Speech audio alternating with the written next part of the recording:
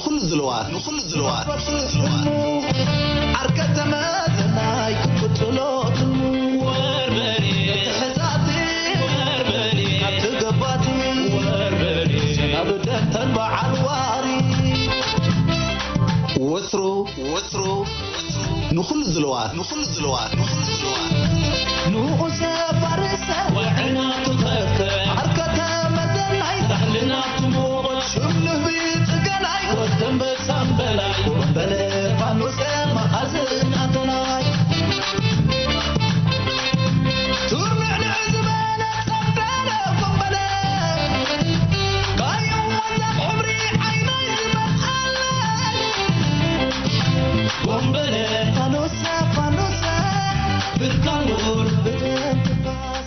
سلام زخبركم تخطاتلتي مدبات دمز حفاش إيرترا إنهم بل 3 عامت ألتا لدسنا تنتنا 29 عامتات تقعيزة متأخذ بلنا لا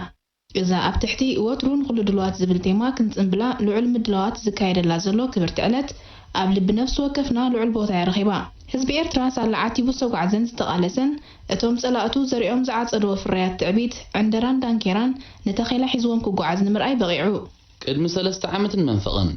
كبر بريزيدنت ناب حزب بزا محلالفو تبع ملقت 10 سنة منجستن السلام واغان مخفال داقما يقربنو تزمسكره سقومت خمزو السديو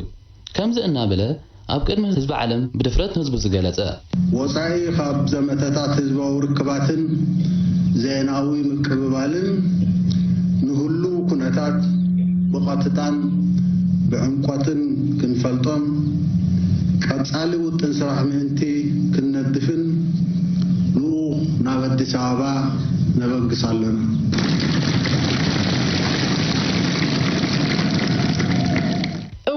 ክቡር ፕሬዝዳንት ኢሳያስ አፈወርቂ ነቲ ህዝብታት ኤርትራን ኢትዮጵያን ካብ 1991 ጀሚሮም ዝሰኣንዎ ዕድላት ብተግባር ንምምላሱ ከም ዝሰርሑ ፕሬዝዳንት ኢሳያስ አፈወርቂ ኣብ መልእኽቱ ብንጹር ዘቐመጦ ህዝቢ ኤርትራ ጥራይ ዘይኮነ እንተላይ ህዝቢ ኢትዮጵያ ንልዕሊ ፍርቂ ዘመን ንግዳማዊ ዓለማዊ አጀንዳታት ከገልግል ተባሂሉ ብዝተሓርየ ፖሊሲታት ናይ ክልተ ወለዶታት ዕድላት ከሲሮም እዮም ብናይ ሓባር ቃልሲ ሓርነታቶም ረኺቦም ንኽልተኣዊ ተማላላይ ረብሓታቶም ጥራይ ዘይኮነ ንሓባራዊ ዕብየት ህዝብታት ቀርኒ ኣፍሪካን ኪንውን ኣብ 1991 ናብ ሓድሽ ምዕራፍ ኣብ ዝተበገሱሉ عبد الحلفة ربع زمن بدقسي زنبع على ما هو بوليسيات زورد أنواتن زتغسر الدلن زتغفلة مسواتن أزيو كبدينير بناي سلوى ميزان تترايون عبينير أبزوانا بقفعو زخطلو من مزبالن أنواتنون قزيف أبزوانا بحفشة أب إثيوبيا أبو فلوي أبو قربا أوان زتقلقل تريوتات قبو أغالو رحتت معبالي ويانا مزشقلو زرايات نايز تغطلو أعناوي بوليسيتات زعابي قداي ويكساري نقول كل كم زتفانن استقدد حزب إثيوبيا ويانا ناي حزب إثيوبيان حزب إرتران تمالالاي قلبت كفترة زغل زنبرة أوانتاوي خلطاوي زوباون كل جناوي أبيت مخلافون كالي زعابي مقدعتو ينيو ناي إسران شوعتن عامتات جزية من واحد كسران أزيو كبيدي نتحاسيا نحزبي إثيوبيا كينو متصور سلز خدقن حزبي نديرو نعيبو يأكل سلز بله ناي ويانا أشفعلال أوكيو جيم أوفر تبايلو إثيوبيا أبو أوان مسججار واي مدرخ مسججار واي مقيرو تركب الله نابي بخمي زولو حطوطات ملعال نبور قواتقنا اتي قعزوين حمومن حادقي حاسبكا رؤي هواهو ممسع قزين سراحيني حتى تنبر اتمأذن أزيو نصوري ويانا زتفلاليو قوماتاتن اتي لوطي السنابيدو انترايزي كونه صوتهم كم زبقع الرقاقيتهم سلتفلتو والفهم كي ترفهم بزغون لوطين معنقف زي هكنو ايكيولون كسابنا حرنت كبيد مسوات زغفلنا له دهر حرنتون ندهنت له لونتنا سماعتات زحلفنا له سلزخونه حجي بزيادة خنسرح له مبصعنان موسى سماعتاتنا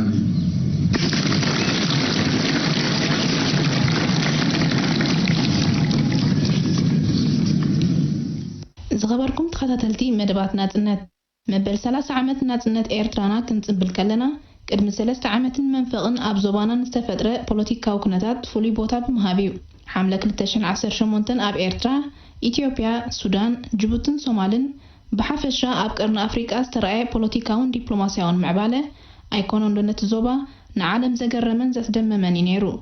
اتفصامي بجكانتهم كاب حلمهم زي تبرابرو جيم اوفر تباهيلهم زي سمعو جانداويانه نمن بتحقاس زي زلولو زي انطرا 2018 اب تاريخ ايرتران اثيوبيان ترى زي فلت كمسلمنت ناصع زخونه ركب حزبين حزبي منغستمس منغستي هاجر مس هاجر ترايو نهاجرات محبرسب عالم انتلاين رأس حيالان خالوتن سسنبدا كم سنباد مجرام مزنتاو حليفو نابناي سلام شلمات نوبل استسغاغره كبرات دق ناصنت اسك اور حمله 2018 زنبره كنتات ندحريت ملسينا نذكرو نمخانو انتي نذكر برقص بزعبه عام 2018 مزاجبت مسفتشنا ولاتم ابوصا زمقماطوم زيغاتات زهاجر بمنجد محبراو مرخبيتات انتي زي بلو انتي زي صحفو اسك كاب صحفات نزرخبنا حبريتا ببتارخنا عام 2018 مختز ولدا رزان عامة سلام 2018 ثم ختنان صنعتنا حقوق الاتنان زراياتهم سبرنالو تبعلنا مصمامنان حلمن بهجن دمنياتنا زبرعنالون تبحبونا نحنان نبزحومن كفاتهم حراغيرنا سعرنالو اسرع عامتات مختز ولدا تاريخاوي عامة ادهان في السهانه 2018 تصابعتنا بعوتان سلحتان سيوم زبالولا أمريكا خون إنجليز جرمن مس فرنسا فاتيكان إسبانيا كوتا خلن تنسويان الشارين زنبرا نخون النترعمن نسلام قرن أفريقيا حنقفاي زبالالا حورات منقستات مس حورات أفريقيان أوروبان نتنا عمتات قولي حزي بولو مسرح سلام نعاتاتن قوسيو دبخ مسبالي شمن كسبقا حمقن كخلقان عرقانن كستران يسمرو زبلالا كينيا مس السعودية مصر مس تركي يوغندا مس رواندا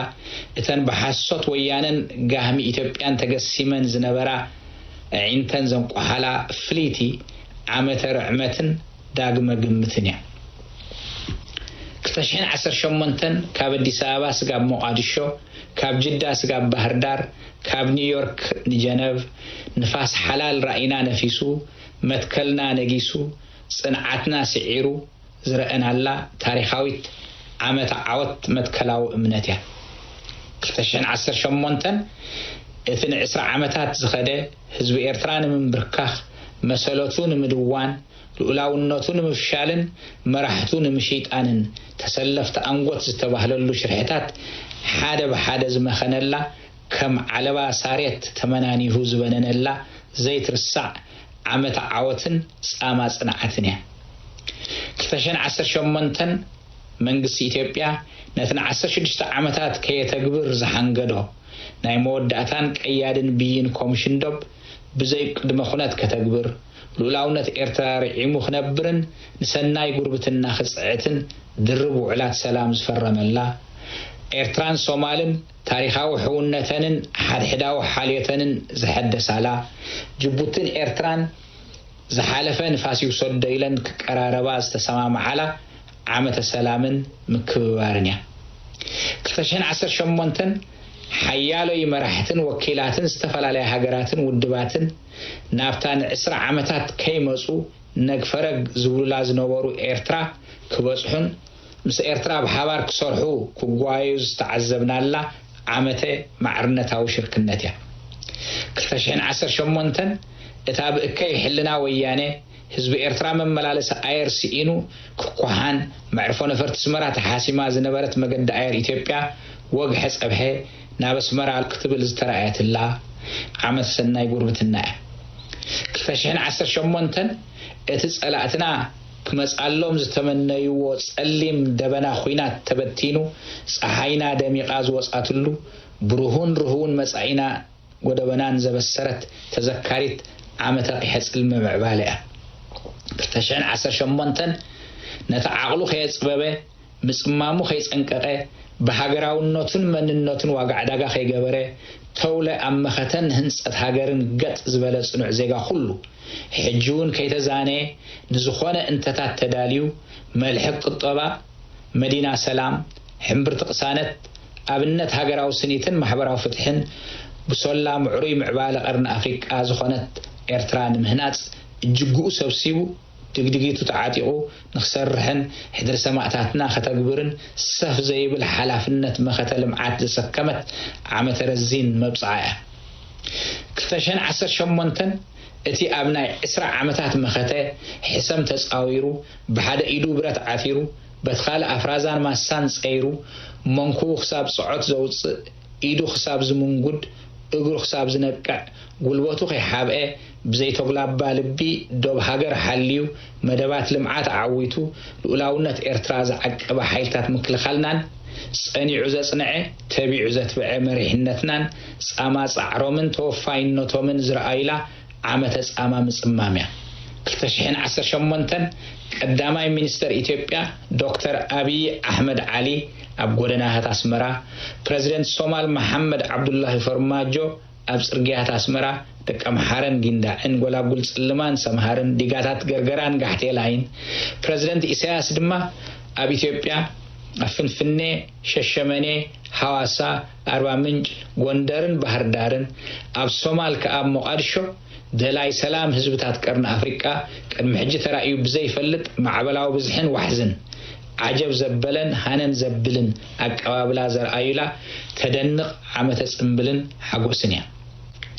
2018 ሕምብርቲ ስምረት ኣስመራ ከምሽማ በብሓደ ንግንባር ሓርነት ኦሮሞ ግንባር ሓርነት ብሔረ ኦጋዴን ዲሞክራሲያዊ ምንቅስቃስ ህዝቢ ትግራይን ምንቅስቃስ ዲሞክራሲያዊ ሓይልታት ኣምሓራን ካልኦትን ምስ መንግስቲ ኢትዮጵያ ኣብ ስምምዕ ሰላም ዘስመረት መዲና ሰላም ምኾና ዘግሃደት ዓመተ ዕርቂ ሰላም እያ 2018 እቲ ካብ 2012 ጀሚሩ በአሜሪካ ተሃንዲሱ በአውሮፓውያን ተቀዲሱ ኣብ ተቐራ ወያነ ተመርኩሱ ንምስልና ጸለሎ ቀቢኡ ክብርታትና ካፊኡ ናይ ዘይተገብረ ዘይተዋዕለን ዘይተራእየን ለቆታ ተቐነታት ተሓንጊጡ ክኹንነናን ክኾመናን ተዓጢቁን አንቂሉን ዝነበረ መጋባእያ ሰብኣዊ መሰላት ሕብራት መንግስታት ኣብ ጅነቭ ኣላሺሉ እታ ከምፍሊቲ ኣቅራቢት ጸብጻቡ ዝመዘዛ ጊልሄ ተረፊታ በአንጻሩ ኤርትራ በሃገራት ኣፍሪቃ ተሓጽያ ብ83 ካብ ሚእቲ ድምፂ ሃገራት ዓለም ኣብ 47 ዘኣባላቱ መጋባእያ ሰብኣዊ መሰላት ንሰለስተ ዓመት ከተገልግል ዝተመርጸትሉ ሓቂ ንጣቃን ተወጓን ሓሶት ታብኒና በለኺላ ዝወፀትላ ሓላል ዓመተ ከሓሳብ ንዕና እያ 18 እቲ ንዓሎቕ ወያነ ንምሽፋን ኢድ ኤርትራ ንድሕሪት ጠዊኻ ሓይሊ ኢትዮጵያ ንምትርናዕ ቁጠባዊ መሓውር ኤርትራ ኣልሚስካ ህዝቢ ኤርትራ ንምንብርካኽን መንግስቲ ኤርትራ ዳኺምካ ንምዕላው ዝሓለነ ዘይምኹኑይ እገዳ ሕቡራት ሃገራት ዝተላዕለላ እቲ ድሕሪ ማይ ናብ በዓቲ ብዝዓይነቱ ጭብጥን መርትዖን እንተረኸበ ኢሉ ንትሽዓተ ዓመታት መመላእታ ፊንፊን ክብል ዝጸንሐ ተጸናታዋይ ጉጅለ ዓመት መፀ ጉድጉዶ ሓሶት ክጠፋፍዕ ጸኒሑ ጥራይ ኢዱ ብሕፍረት ተበቲኑ ዝተጓሕፈላ ዓመተ ሓመድ ድበ እገዳያ 2018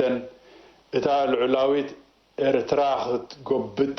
ሕደጉኒ ኣይትሓዙኒ እናበለት ዝተሃንደደት ጭፍራ ሰላም ተሓሲማ ኢዳ ተቐርሲማ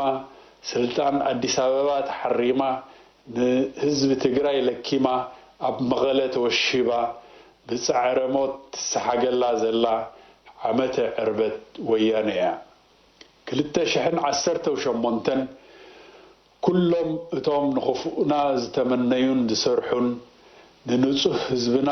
ንብረቱ ራስዮም ዘጋፍዑን መዓልቶም ዘይትመጾም መሲልዎም ዝተበድዑን ዕርቃነ ገበኖም ተቐሊዑ ኣእዳዎም ተመቂሑ ንፍርዲ ክቐርቡ በእዛኖም ተተወጢጦም ካብ ስልጣን ክግለፉን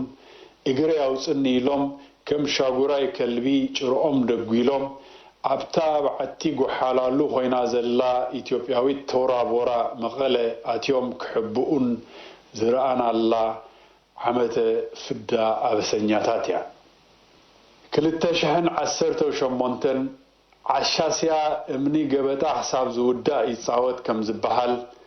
ሰላም ቀርኒ ኣፍሪካ ዘሰንበዶም ዝረኽብዎ ዝነበሩ ሓለፋታትን ራስያታትን ዝጎደሎም ንኤርትራ ኢሎም ዝኹዓትዎ ጋህሲ ሃሚሙ ከም ዝውሕጦም ዘይተሰቆሮም ሓሳዳት ክንዲ ተሰማይሎም ንሰላም ርዒሞም ንህዝብታት ኤርትራን ኢትዮጵያን ክኸውን ግን ነቲ ምስ ጎረባብቱ ኣባኢሶም ከምታ ኣብ መንጎ ክልተ ኣኻውሕ እተቓቐረት ኪታ ክርዲኖም ዘሳቂዎ ዘለዉ ምስኪን ህዝቢ ትግራይ መዲድ ተሰኪሞም መሓሩናን ሳምሑናን ዝብሉ ብተሃድማ ዕቡያት ኣብ ሓደ ኣፍ ብ10 መልሓስ ከዋቕዑን ክውስልቱን ኢዶም ከይህቡ ፈርዶግዶግ ክብሉ ዝተራእዩላ ዓመተ ወስለትለት ጸረ ሰላም ኣካላት እያ 2018 እቶም በቕልውላው ቀርኒ ኣፍሪካ ዳዕሮኦም በሲሉሎም መናበይ ህይወቶም ዝረኽቡ ዝነበሩ ዕሱባት ወጻእተኛታት ኣብ ቢንቶ መረብ ክሳድ ዒቃ ራማ ዕሸላዊ ፍልጠቶም ዝዕኩኸሎም መሲልዎም ነቲ ብማዕዶም በር ክረግጽዎ ዘይከኣሉ መሬት ኤርትራ ከም ድሕረ ባይታ ስኢሎም ንኤርትራ ተቐልቀልና ባ ኣብ ኤርትራ ተሳኢልና እናበሉ ፈሽኮልኮል ክብሉ ዝተራእዩላ ገሊኦም ከዓ ዋህራር ክፉእ ኤርትራ እንተረኸቡ ክቐርሙ ኣብ ዝወፈሩሉ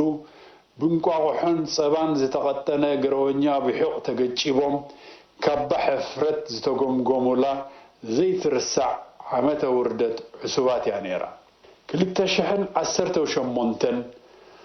በጻብዕ ዝቝጸሩ ቢያቲ ወያነ ምልማጽ ዝለመዱ ርሂጽካን ሰሪሕካን ምብላዕ ዘይንታዮም ንጥፍኣት ህዝቦም ዝተዓስቡ ብኹርምቲ ህዝቢ ኤርትራ ሕውፃ ክቁርጥሙ ላዕልን ታሕትን ዝብሉ ዝነበሩ ንዱያት መሬት ወሓጥና እናበሉ ሓድሕዶም ክዋናጀሉን እቲ ወያነ ምስ ኩርንዒት ትመልኣሎም ዝነበረት ማሕፉዳ ቁልማፅኦም ገረውረው ምስ በለ ሓደስቲ ተኸብትን ተረኸቡ ክቕውዑ ፀፋዕፋዕ ክብሉ ዝተዓዘብናላ ዓመተ ቅብፀት ጠላማት እያ 2018 እቶም እምበረ ኸፉእ ወረ ብስራት ስኒትን ህድኣትን ኣፍሪካ ከቃልሑ ዕረን ዓቐቐትን ዝስምዖም መራኸቢ ብዙሓን ምዕራብ ናይ ኣሜሪካ ኾነ ፈረንሳ ክኸውን ድማ ናይ ዓዲ እንግሊዝ ጋዜጣታትን ብሕልፊ ፈነወ ትግርኛ ቢቢሲን መደበር ቴሌቪዥን አልጀዚራን ነዚ ተረኺቡ ዘሎ ሃሁ ሰላም በየን ይዝረግ ዝዓይነቱ መናፍሕ ሓሶት ክነፍሑን ቤላቤሎ ከጋውሑን ዝተራእዩላ ኣብዚ ቀረባ ድማ እቲ ብፈጠራ ሓሶቱ ዝተፈልጠ ብናይ ፈረንሳ መርበብ ስለያ ዝምወል ኢንዲያን ኦሽን ኒውስሌተር ዝበሃል መጽሔት ደግሲ ናይቲ ኣብ 2006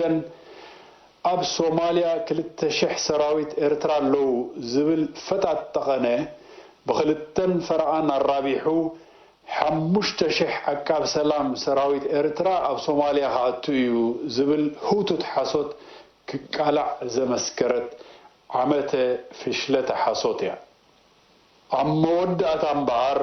2018 ሒዛቶ ዝመፀት ሰላም ተዓቂቡ ኣብ 2019 ከዓ ብዝያዳ ዓኺኹ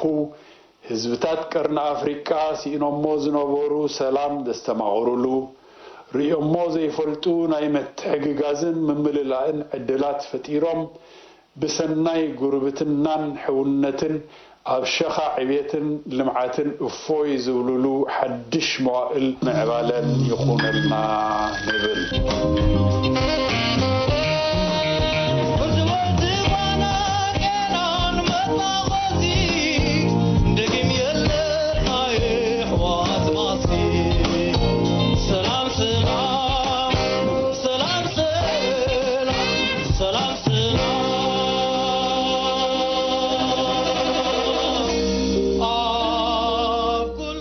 ዝኸበርኩም ተኸታተልቲ መደባት ናጽነት ንዓመት 2018 ብዝምልከት ብፍሉይነትን ብዝሰፍሐን ስለ ተዳልናሉ ኣብ ውሽጥና ወፃን ኣተኪርና ኢና ዳሃሲስና ብወገና ዘዳልናልኩም ትሕዝቶ ብተኸታታሊ ክነቐርብ ቃልና ኣቱ እስከ ኣብድና ካብ ዝርከብ ትሕዝቶ ንመዘኻኸሪ ቀዳማይ ምቕባል ዶክተር አብይ ኣብ ኣስመራ ካልኣይ ምቕባል ፕሬዝደንት ኢሳያስ ኣብ ኣዲስ ኣበባ ሳልሳይ አልጀዚራ እንታይ ኢላ ራብዓይ ኤርትራውያን እንታይ ይብሉ ሓምሻይ ፕሬዝደንት ኢሳያስ አፈወርቂ ኣብ ኣዳራሽ ሚሌኒየም ኢትዮጵያ ሻድሻይ ካብ ኢትዮጵያ ምስተመልሰ ዝኸበርኩም ሰማዕቱና ነዝን ካልእን ትሕዝቶ ኢና ብተኸታታሊ ክነቕርብ እሞ ምክትታልኩም ብልብን ሓትት ሰናይ ቅንያት በዓል ናጽነት እናበልና ብቐጻሊ ኣብ እንቕርቦ ካልኣይ ንኡስ ክፋል 2018 የራኽበና ወትሩ ንኹሉ ድልዋት ትርሑስ በዓል ቅንያት ናጽነት